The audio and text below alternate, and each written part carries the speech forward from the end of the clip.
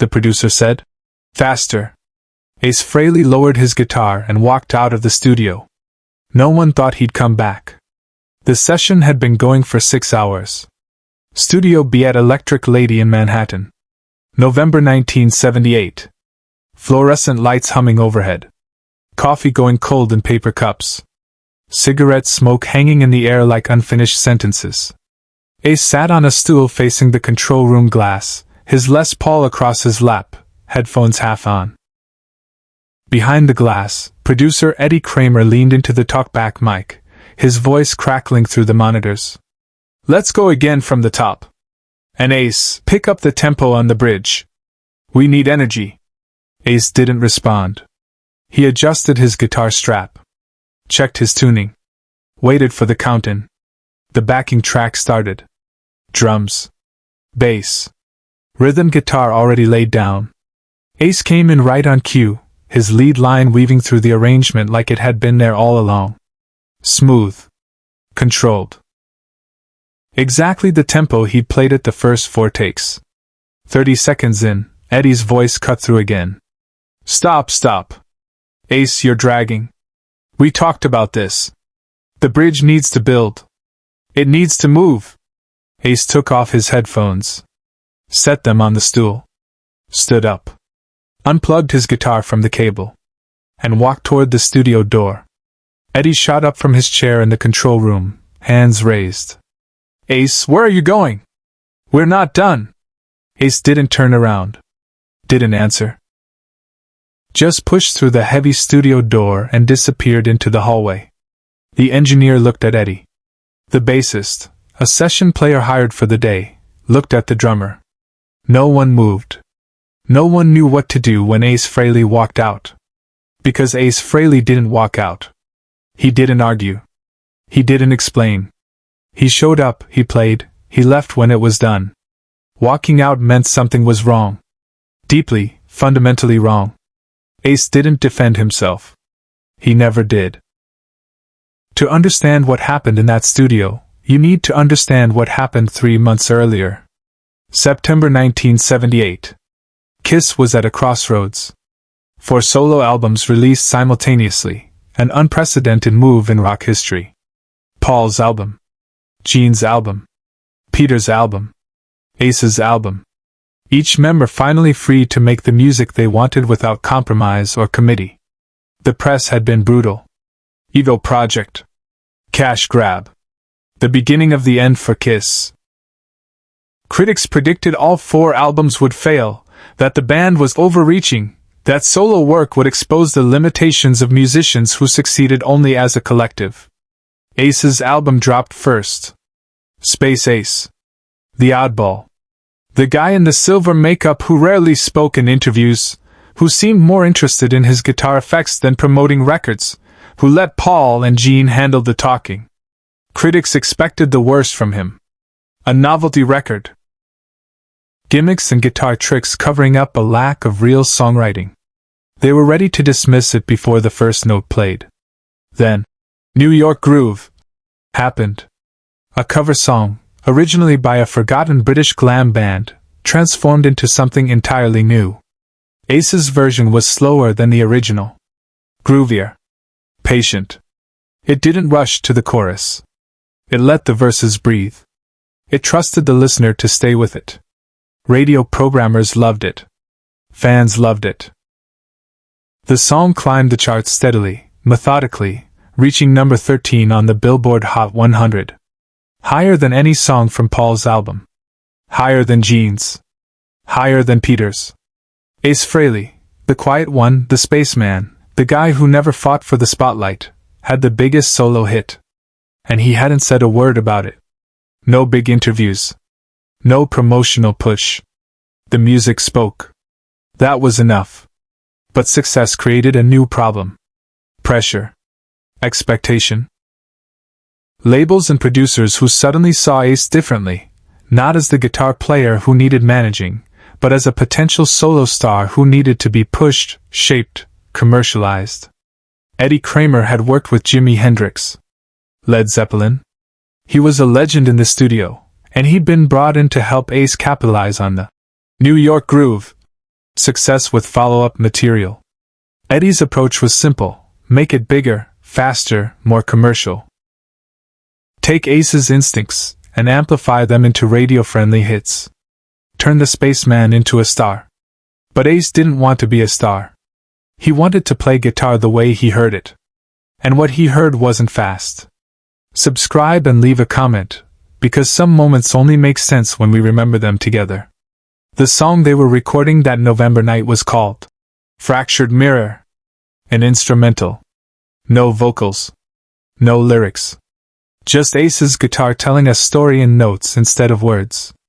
It was slow. Deliberately, defiantly slow. A patient, methodical exploration of a single melodic theme. The kind of playing that required confidence. The confidence to let a note ring out for 3 beats instead of rushing to the next one. Eddie Kramer hated it. Not because it was bad. Because it was unmarketable. Because slow instrumentals didn't get radio play. Because patience didn't sell records to teenagers. "We need to pick up the tempo," Eddie had said at the start of the session. "Especially the bridge. It's dragging. We lose people there." Ace had looked at him through the control room glass and said nothing. Just played it the way he'd written it. 4 takes later, Eddie was frustrated. Ace hadn't changed a single note. Hadn't sped up by even a beat per minute.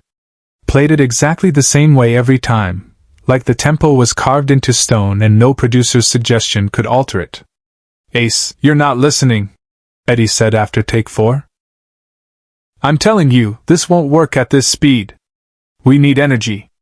We need movement. You're fighting me here." That's when Ace lowered his guitar, unplugged, and walked.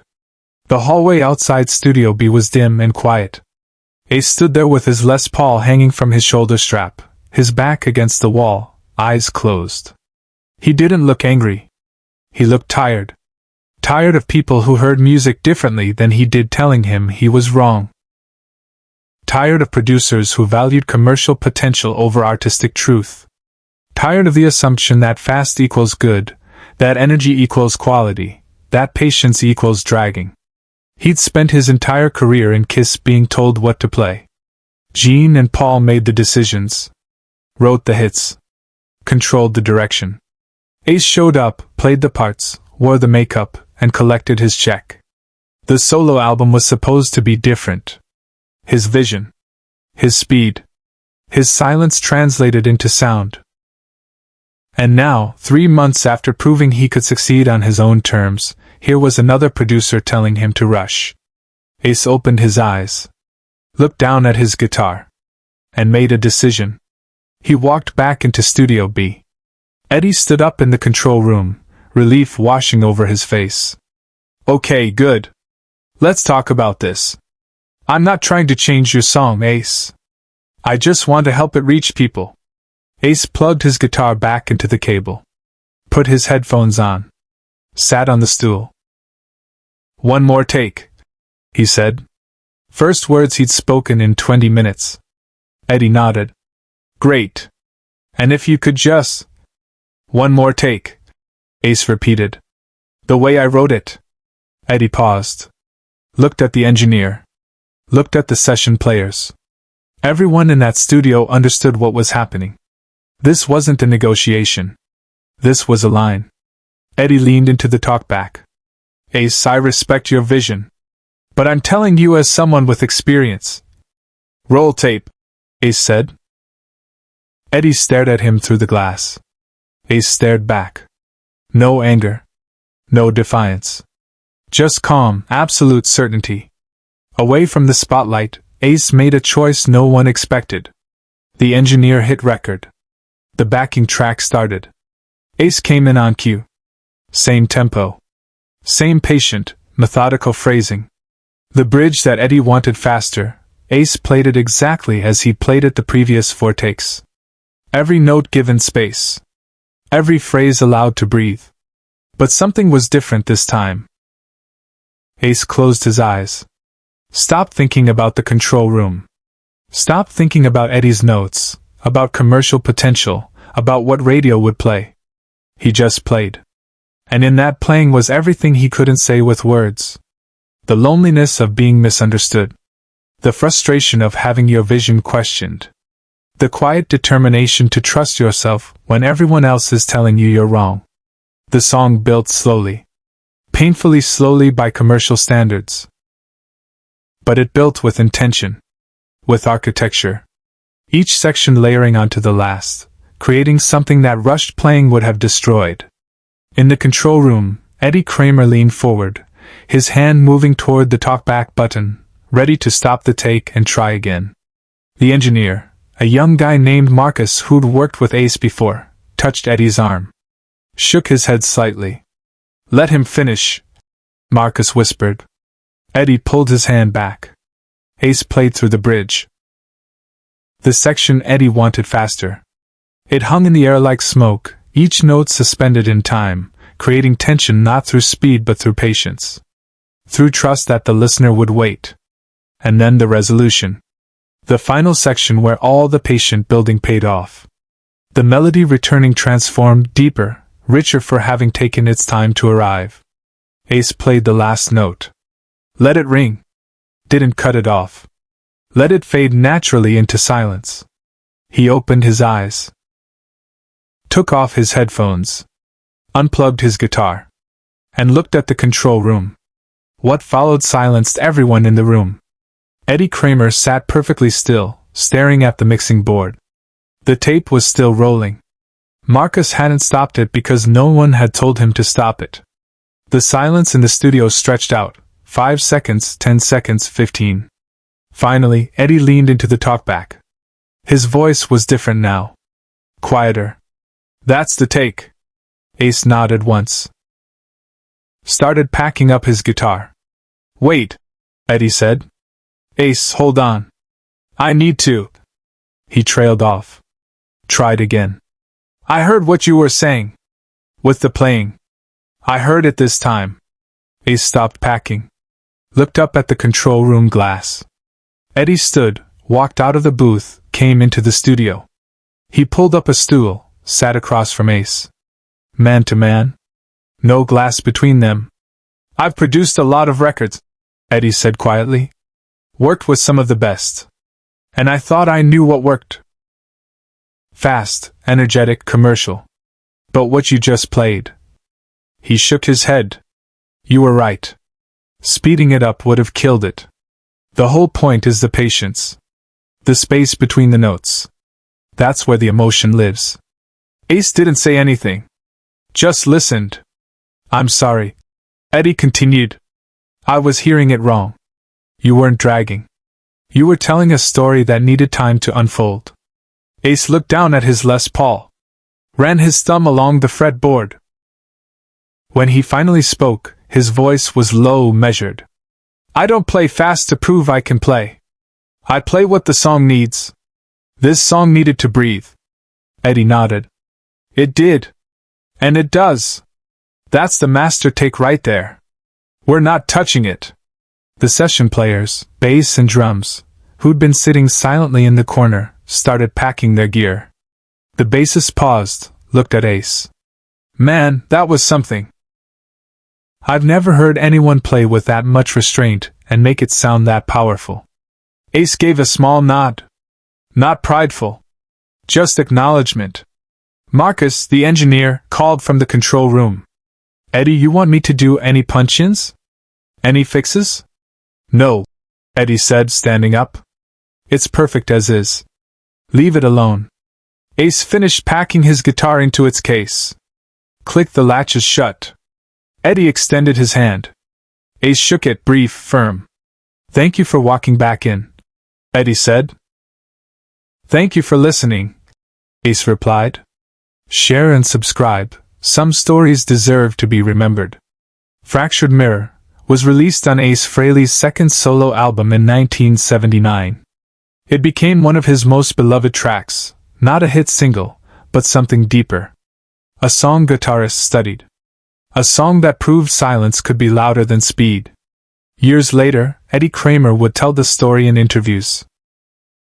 About the night Ace Frehley walked out of the studio and came back with a lesson in artistic integrity. about learning that not every song needs to rush toward its ending. Ace never talked about it publicly. He didn't need to. The song spoke for itself. The way it always had. The way he always let it. The Les Paul he played that night stayed with him for 30 years. And when young guitarists asked him for advice, he'd say the same thing every time. Don't play fast to impress people. Play true. The right tempo is the one that lets the song say what it needs to say. And then he'd smile that quiet smile and add, and never be afraid to walk away from someone who doesn't hear what you hear. Because if you're right, they'll figure it out. In Studio B, the master tape of Fractured Mirror was labeled in Marcus's handwriting. Take 5 final do not touch. It never needed another take. It was already perfect. Patient, deliberate, and completely, unapologetically Ace.